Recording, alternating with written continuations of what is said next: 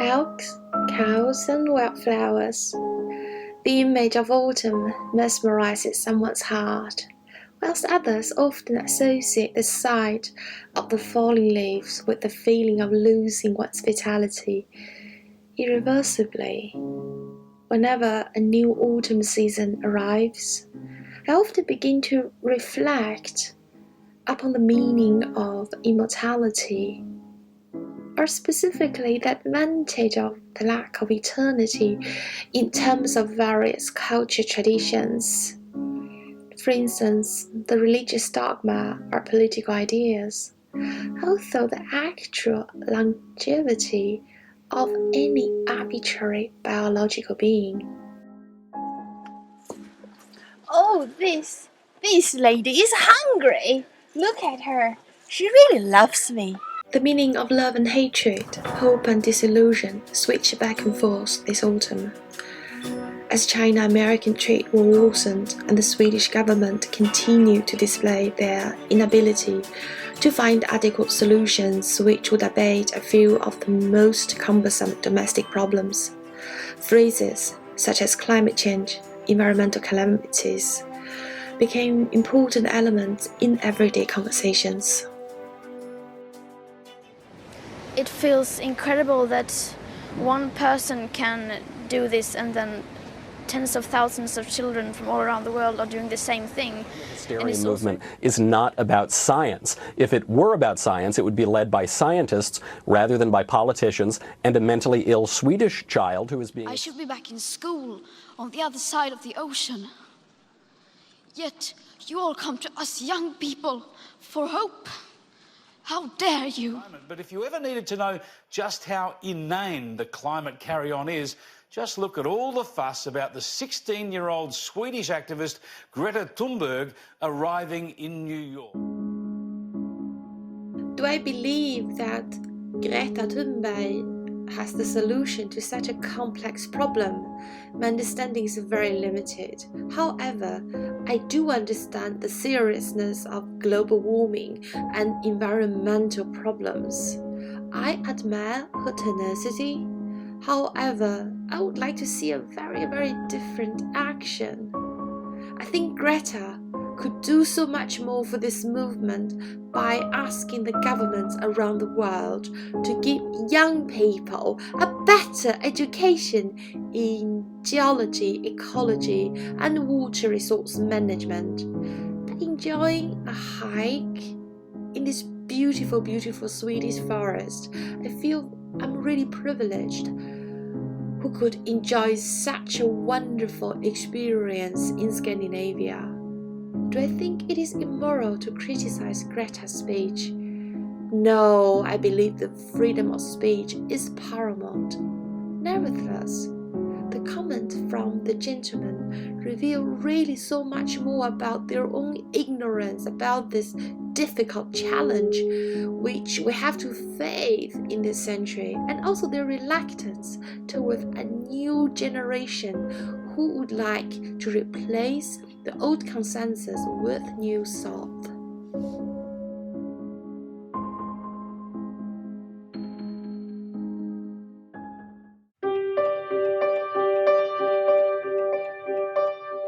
To be optimistic and cheerful is one of the most important virtues in this youth-oriented era.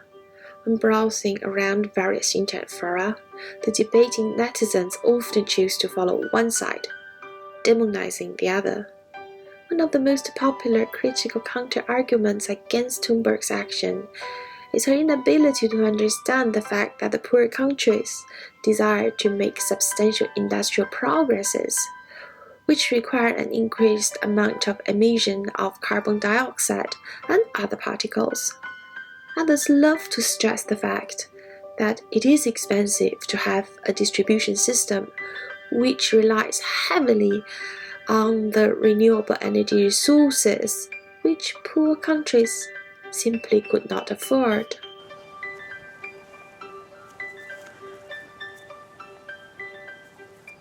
Is under a state of emergency with multiple wildfires burning at both ends of the state, threatening thousands of homes. She marched with students to protest the city's continued drilling for oil. and the polluting effects on young people's lives, and the bigger message on the need to tackle climate change. So it might not seem like it, but it's the middle of the day here in Beijing. The air is so polluted that it's darkened the sky. Now, recent studies show that even breathing this kind of air for an hour can reduce a person's life expectancy by 20 minutes. Anywhere from 1 to 200 trucks are expected to roll into Edmonton by mid-morning, and they hope their message is louder. Extreme temperatures across the north and the east of the country have caused hundreds of deaths.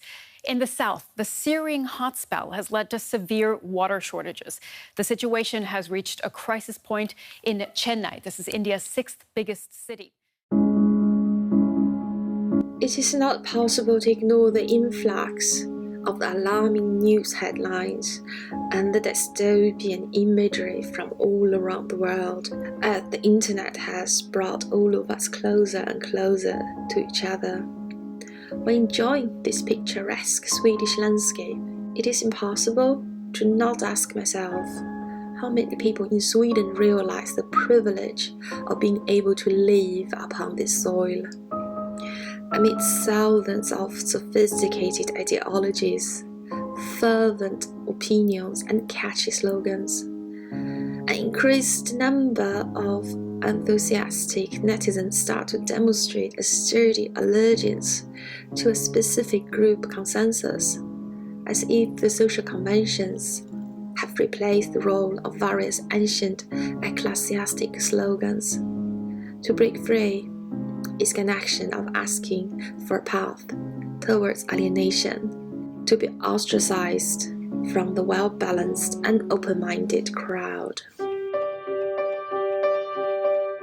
Ever since the Industrial Revolution, the development of the combustion engines and the electric machines have liberated many people from heavy manual labor upon the Northern Hemisphere. The meaning of civility and sophistication has gradually changed its contents accordingly. From the most fervent days, Soviet Union often utilized the imagery of heavy chimneys from enormous industrial power plants as the most telltale symbols for their progressive society. It is difficult to conclude how many people in Sweden today understand the severity of climate change related issues, also how the choice of everyday consumptions could influence the deterioration of various environmental problems in the poor countries. It is even more challenging to estimate the number of school-striking children in this beautiful nation of ours, who would adjust their everyday life in accordance with their ideals.